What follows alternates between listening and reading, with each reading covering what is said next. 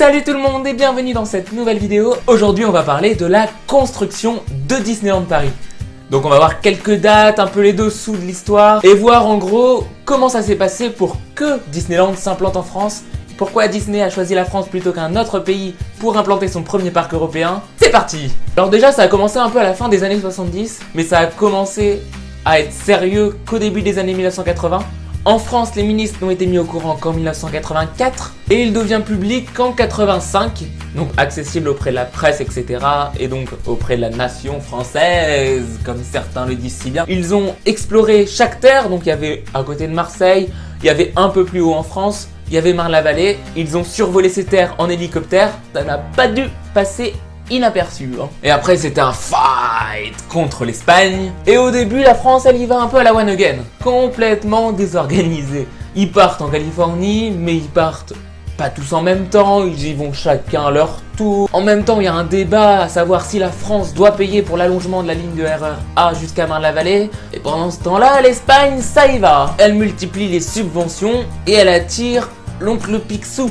Alors la France elle est un peu comme ça. Reste ici, reste-moi fidèle, reconnaissant, fais ce que je dis, obéis et reste ici.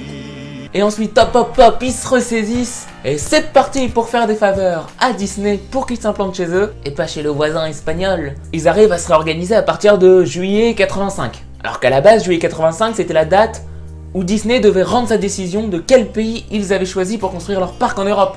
Et hop, on se remotive et c'est parti! C'est comme mon dos creux, mon oreille, je me coupe en quatre pour mes amis. Le président de l'Île-de-France essaye de faire avancer un peu le dossier pour la ligne de RER. Et le coup pour la France à ce moment-là...